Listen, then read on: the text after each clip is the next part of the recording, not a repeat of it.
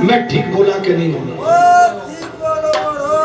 अष्ट सिद्धि और 9 निधि और 18वें मेरे सदगुरु भगवान खड़े हुए हैं। रविवार का दिन दिया, आजमा के देख लेना। आपकी लंबी से लंबी बीमारी भी होगी, मैं आज वचन देता हूं खत्म हो जाए। करके देखिए। इसलिए मैंने रविवार का दिन आपको दिया है, ठीक है? आज तो मैंने खोल दिया।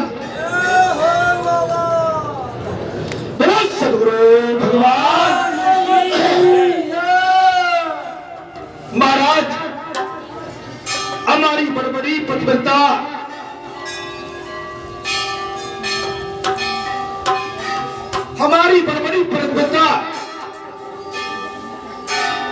माताओं ने भी इस व्रत को धारण किया है। महाशिवरात्रि के महापर्व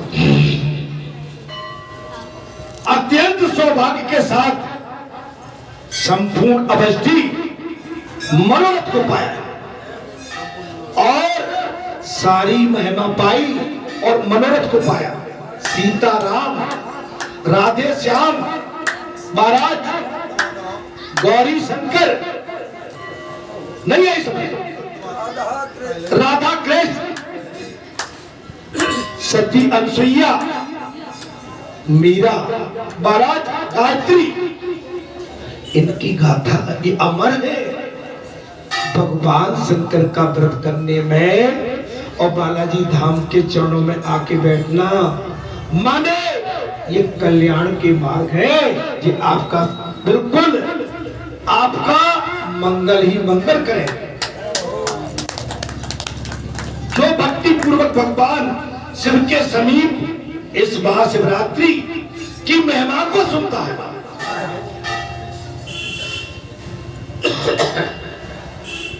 इस महिमा को सुनता है, वो दिन भर के समस्त पापों से मुक्त हो गया।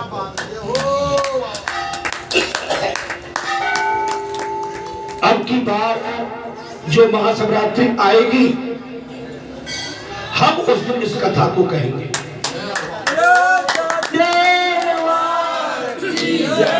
और अब की बार नहीं, जब तक इस घट में प्राण है महाशिवरात्रि के दिन इस कथा को हम निश्चित आपके सामने करेंगे।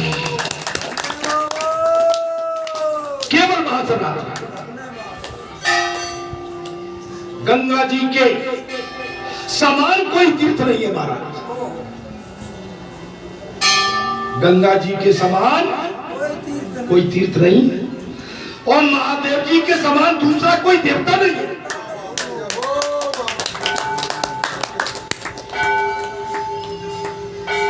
महादेव बाबा के बराबर कोई दूसरा देवता नहीं तथा शिवरात्रि से बढ़कर कोई दूसरा तप नहीं है। तो समझ में आ रही है कि नहीं?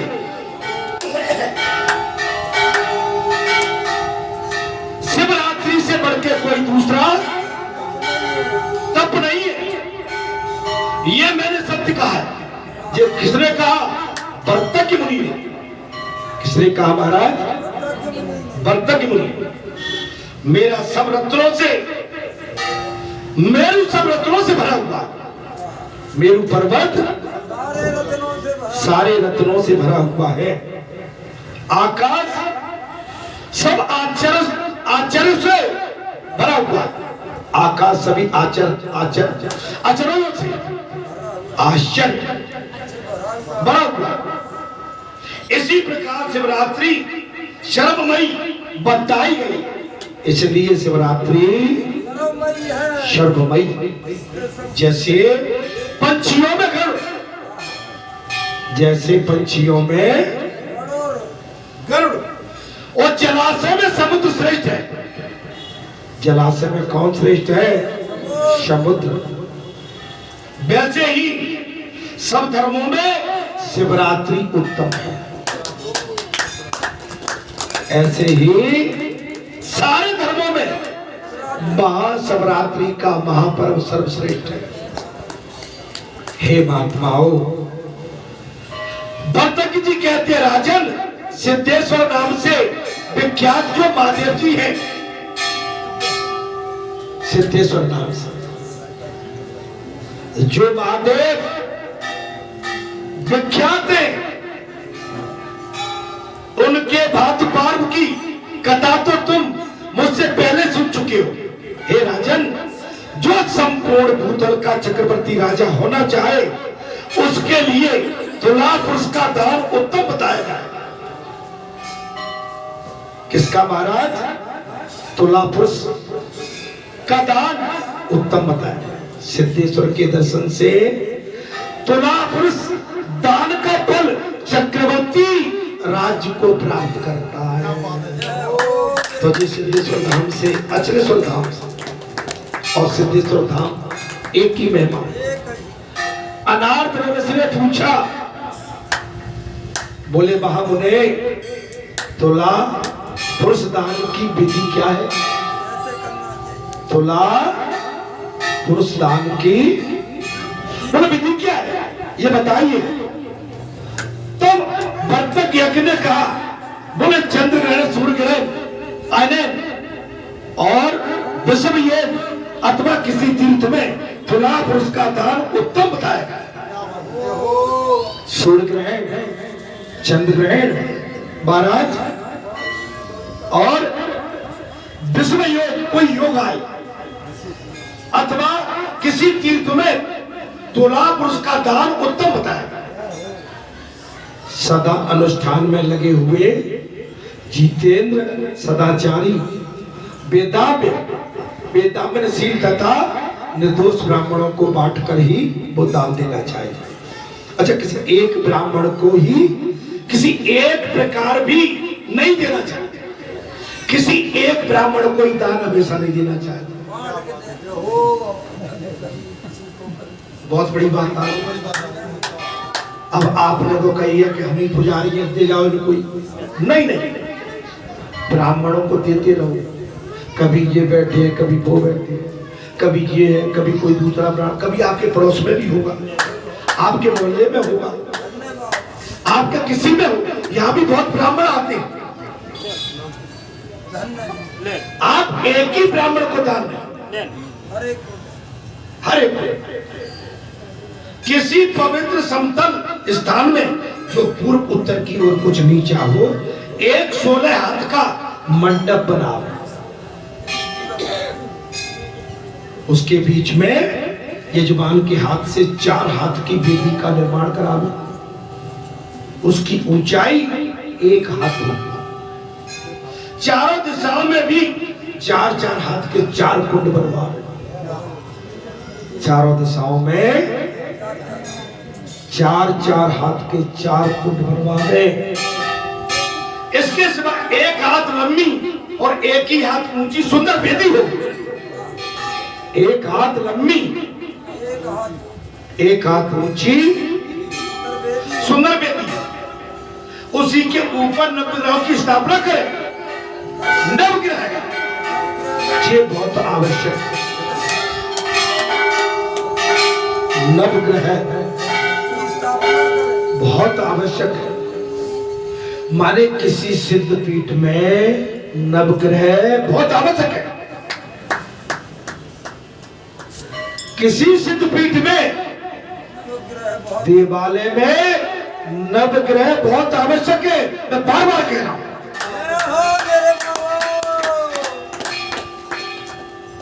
नवग्रह जहां बैठ जाते हैं, बहुत सारी आपत्ति विपदा खत्म,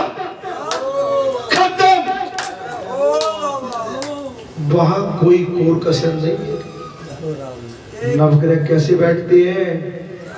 एकदम ऐसे नहीं, ऐसे ऐसे करके किसी का मुंह, ये वो बिल्कुल उनकी वेदों में दिशा दी गई है। ऐसे मैं अमेरिका में थे महाराज, अमेरिका में जो मंदिर था भैया, एक अच्छा चल रहा, इधर का तो तू भी बैठा ही रहता, मुझे निपटाने के चक्कर में। हाँ, वो आ गया, उसको बंद करके बैठाया, बोले बंद चलता ही नहीं है। महाराज अमेरिका में मैं था। हरिओम हरिओम हरिओम जी हरिओम। वहां नवग्रह मंदिर था और महाराज नवग्रह क्या वहां तो सारे माने इतना भव्य दिव्य नवग्रह मंदिर, माने उनकी सारे देवताओं की माने आकृति ऐसे नहीं थी कि क्रम क्रम क्रम, माने किसी की इस दिशा में, किसी की इस दिशा में, किसी की इस दिशा में, और जितने भी परिक्रमा करके आते थे नवग्रह की बाद में परिक्रमा सब करके नष्ट, माने आपके 9 ग्रह वो जगह खत्म। तो चिंता मत करो, भगवत ने चाही तो ये भी आपकी इच्छा पूरी हो।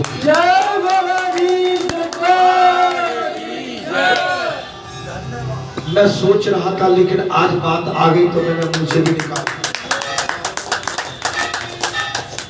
गणेश भगवान का मंदिर और नवग्रह का मंदिर, ये भी आप बालाजी धाम में चमत्कार देख सकते हैं। अरे जाते जाते ये भी कुछ हो जाएगा तो अच्छा रहेगा। काम कहीं अधूरा रह गया तो अभी कथा तो यही कह रही थी कि कभी मनुष्य की इच्छाएं की पूर्ति नहीं होती, लेकिन ये काम कुछ अच्छे हैं।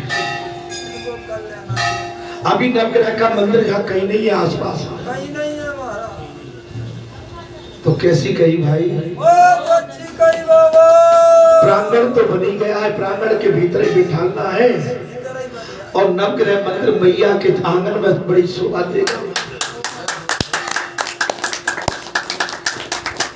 अरे महाराज जहां तो झरने बहेंगे, झरने झरने बहेंगे, यहाँ आदमी बनेगा नहीं एक से। आज आप जो 5, 50, 150 या महाराज 150 का इतना मेला तो यहाँ डेली रहेगा। इतना मेला तो हर दिन का यहाँ बन जाएगा महाराज। तो भरतक जी ने कहा चंद्र ग्रह सूर्य ग्रह वेदांत शील निर्दोष ब्राह्मणों को बांट करी वो दान देना चाहते हैं, जो वेदों में परंपरागत और निर्दोष वो दान निर्दोष ब्राह्मणों को ही देना, किसी एक ब्राह्मण को नहीं, किसी एक प्रकार भी से नहीं देना चाहिए और एक प्रकार से भी नहीं, एक ब्राह्मण को नहीं और एक प्रकार से किसी पवित्र समतल स्थान में ये कुंड बन गए महाराज, बन गए, वेदी बनाकर उसी के ऊपर नवग्रहों की स्थापना कर देना चाहते हैं। 9 ग्रहों की स्थापना, प्रत्येक दिशा में 2-2 ऋतुजों को वर्ण करके होमकार में नियुक्त कर दे ब्राह्मणों को महाराज, हवन करा और ऋतुज क्रम से ब्रह्मवृक्ष, ऋग्वेदी, अर्धवैदिक और अजुर्वेदी, छंदोग, सामवेदी और अथर्वण होना चाहिए। परपक्व निपुण वेद शास्त्री हो, उन सबको चाहिए कि वो एकाग्रचित होकर देवताओं के लिए अग्नि में आहुति। माता की प्राण प्रतिष्ठा की गई थी, 5 ब्राह्मण लगे रहे उसमें। कितने? 5 ब्राह्मण निपुण थे, उनमें से एक ब्राह्मण तो पात्रपुर में भी कथा करे, जो बालाजी की प्राण प्रतिष्ठा कराने आए थे, प्रिया महाराज नहीं, वो पिपरुआ के हैं ब्राह्मण जी, वो पार के वो कथा कह रहे हैं पात्रपुर। उस समय माता की प्राण प्रतिष्ठा थी, उसमें छोटे भगत जी को हमने कहा भाई जब तक हम इस काम के ऊपर के में लगे हैं आप इनका साथ देते रहो। इनको भी लगा दिया था, इनको सबको, तो वो हमसे दूरी बना के रखते थे। हमको जो समझते थे को वैसा ठिल्ला टाइप का घूम रहा है, क्या सोचते थे, क्या नहीं ऐसे हकीकत में। अब जिस दिन जल सैन होना था, क्या होना था, या पुष्प सैन जल सैन, हमने 2 दिन दिए उनके। जब हमने 2 दिन उनके संग में जो किया तो महाराज वो ऐसी बात लगी, कैसी, ये तो प्रेम की बात है बंदगी तेरे बंद की नहीं है, ये तो प्रेम की। अरे उनको जो लगता था कि हम तो ऐसे ही ठटपटाए,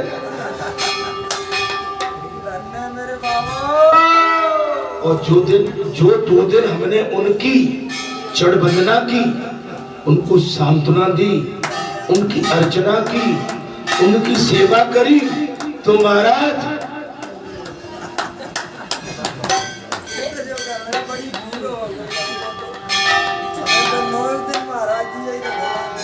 ए भैया मैं देखने को ठलुआ लगता हूँ लेकिन ठलुआ नहीं हूँ।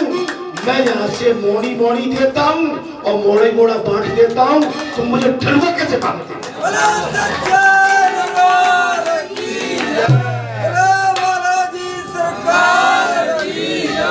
ए भैया मैं तो दूध देने वाली गाय हूँ। अरे ऐसी गाय जो कुछ खाती नहीं है फिर भी दूध देती है। गाय भैया कैसी कही?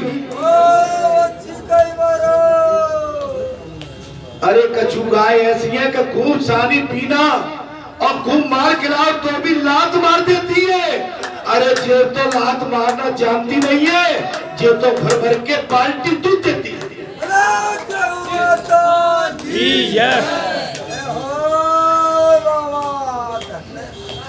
गाय भैया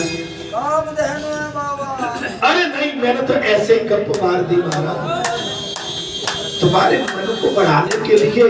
मैंने कही ये मेरी तरफ देख न रही है तो देख तो भी लगे जा बहाने, मैंने इसलिए मैंने तो ऐसे ही अपनी फेंक दी। तुम्हें अच्छा लगे तो मान लो, नहीं चला।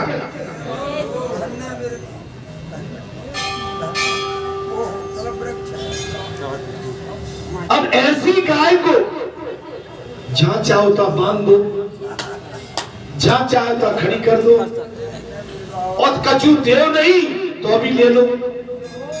तो मेरा आपसे मतलब ये है कि केवल जो दिखावा होता है ना वो नहीं है, वो काम नहीं आता। आपके अंदर क्या चल रहा है वो काम।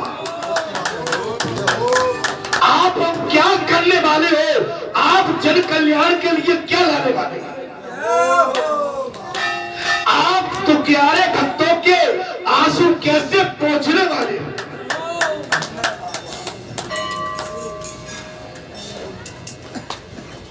अब कछु तो खुन्नस निकालने आ गए, शनिवार को आ गया खुन्नस निकालने के लिए। मैंने बात से पहले शनिवार को धीरे से नहीं सीधा आदमी है और ऐसो आदमी है। अब कैसो दरबार है, हमने भैया दरबार को बोले झूठो दरबार है। हमने की भैया जब भले आदमी है जहां से कि तो अलग ले जाओ, है ना? वैसे ही जाने जो करो सो तो अब पा रहा है, अब ये जहां भी कर रहा है वो अगले जन्म में पाएगा। भाई जो इसने किया था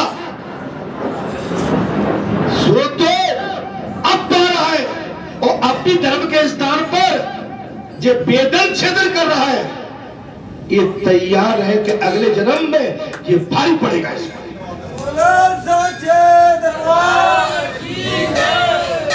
अच्छा वो अपने आप में ताकतवर जो समझ रहे हो कि मैं कह के मैं बड़ा हो जाऊंगा। अरे लल्लू, ए टिल्लू, ए पप्पू, ए बेटा, लो लो लो लो लो, पीले पीले दूध पीले, पानी पीले, जा बेटा, अब दांत संभाल के रख अपने, ठीक है? और अपनी वाणी को संभाल के रख। ये तेरे अगले जन्म में राम का भजन भजले तो तेरे कल्याण के काम में आएगी, नहीं तो तेरी वाणी और तेरे दांत सब बंद हो जाएंगे। कभी किसी को छोटा मत दे। महाराज बात ऐसी चल रही थी, मैं ठीक बोल रहा हूं कि नहीं महाराज?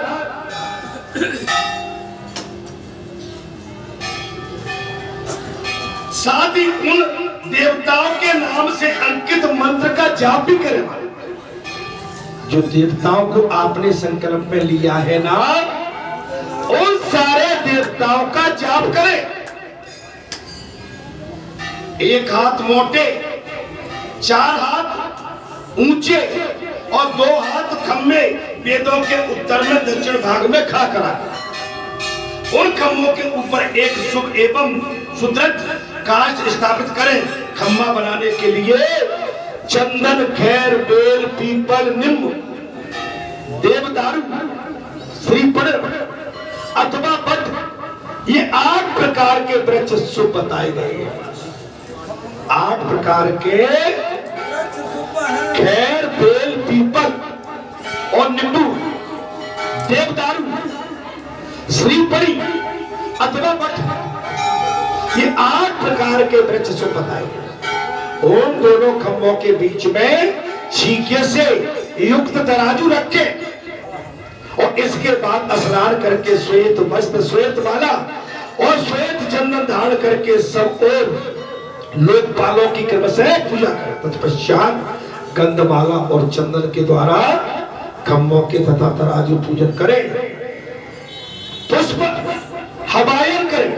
तदंतर यममान और तुला के पश्चिम जाकर पूर्व मुख खड़ा हो जाए और दोनों हाथ जोड़कर श्रद्धा पूर्वक इस मंत्र का जाप करें। ब्राह्मणों दुहिता नित्यम सत्यम परमत्रिता परमार्षिता काश्यपी गोत्रच से नमो तो विश्वताम तुलम तत्वम तुलेम सत्यनामामि और शुभस्तिम और चात्यम शुभम करख्यामि प्रसादम मैं सनाथ्यम कुरु संप्रतम। अर्थात हे तुले, तू ब्रह्मा जी की पुत्री है।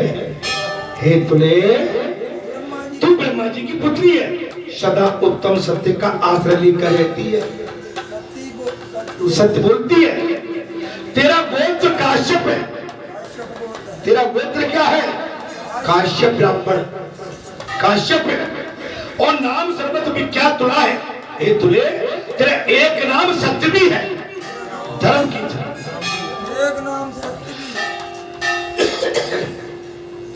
तेरा एक नाम सत्य भी है। तो व्यासपीठ क्या है? ये सत्य की तुला है, ये तराजू है, धर्म की तरह। मैं अपने शुभ अवस्थी की सिद्धि करूंगा, मैं अपने कल्याण की सिद्धि करूंगा। तू इस समय मेरे समीप आ।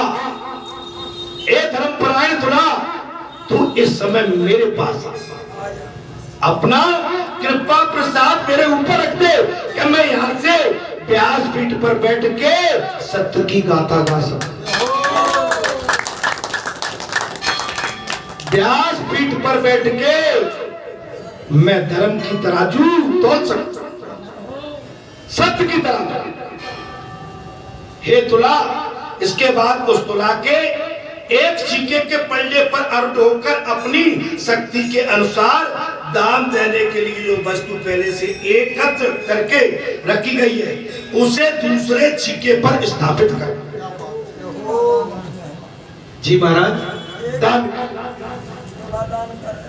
एक तुला सोना चांदी।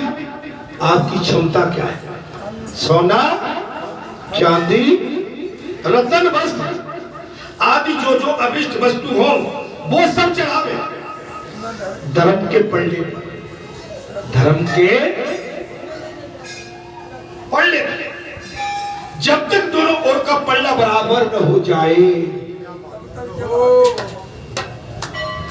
जब तक दोनों ओर का पल्ला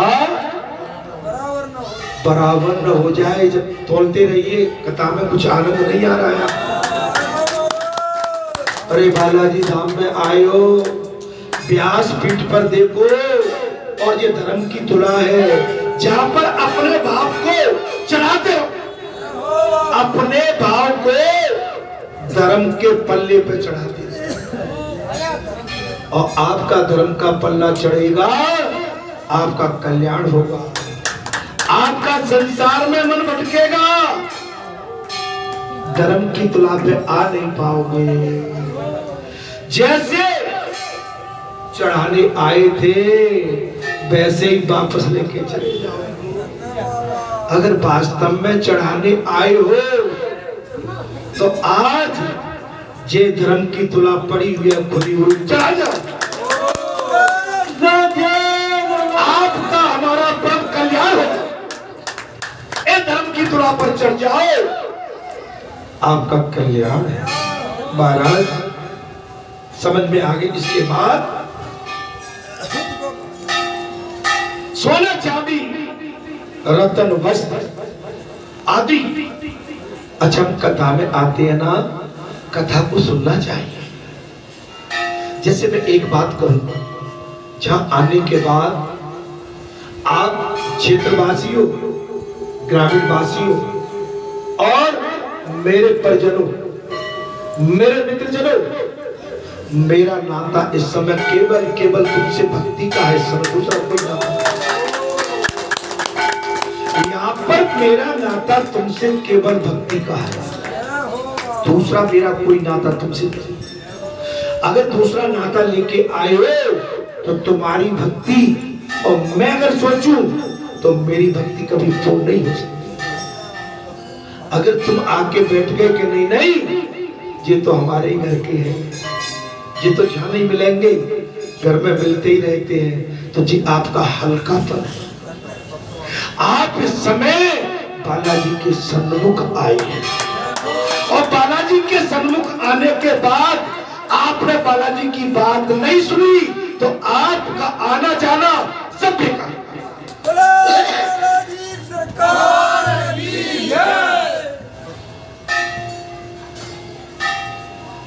अरे कभी 3 घंटे कथा जामे सुन लिया करो।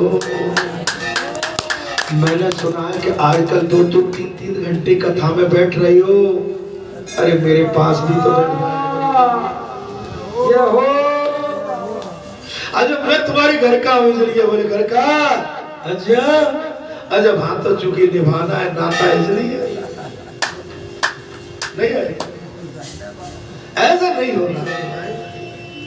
मैं यहाँ कभी नातेदारी, रिश्तेदारी, भैया बंदी को मैं मानता भी नहीं हूँ, न मानूंगा। अगर मैं मान के बैठा हूँ तो बेईमानी कर रहा हूँ मैं आपके साथ।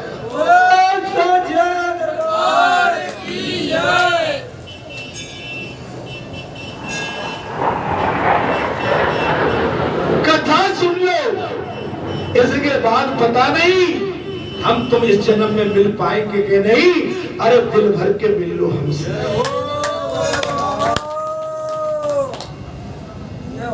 यादें रह जाती हैं।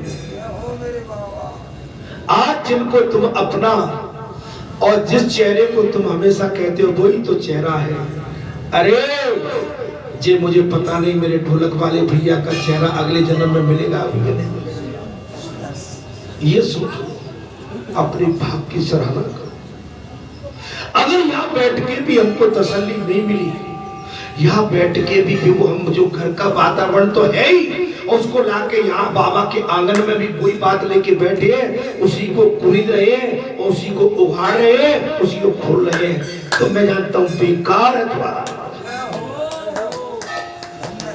जब पूजा में बैठते हो महाराज, अगर पूजा में आपने ध्यान भगवान के चरणों में नहीं लगाया तो तुम्हारा पूजा बेकार है महाराज।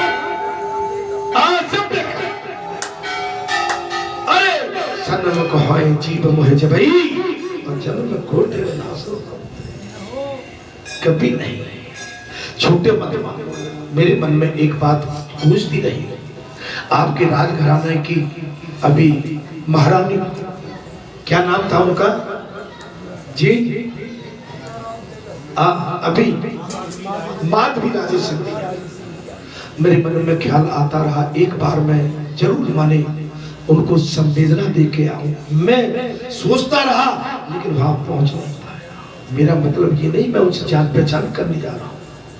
आज तुम्हारे ग्वालियर जिले के स्टेट की महारानी, हमारा कर्तव्य बनता है कभी उनके भगोने हमारे दुख दर्द समेटे होंगे, कभी उनके भगोने हमारे क्षेत्र पर भी दया की होगी। मैं कुछ ज्यादा भूल जाता हूं, कभी किसी को हल्का मत पाओ। आप अपने आप को बड़ा मानते हो तो मैं कहता हूं आप जो बड़ा मानते हो आपसे छोटा कोई हो नहीं सकता। अरे छोटे बन के जियो, बड़े अपने आप बन जाओ। आंसू पहुंचना चाहती हो तो अपने मन से पहले ही पहुंच दो। अब किसी ने कहा तब आंसू पहुंचे तो क्या होगा? क्यों भैया, मैंने कैसी कही? अगर किसी के आंसू पहुंचना चाहते हो, मेरी बहन बेटी आगे रो रही है, मेरा कर्तव्य बनता है कि मैं इस समय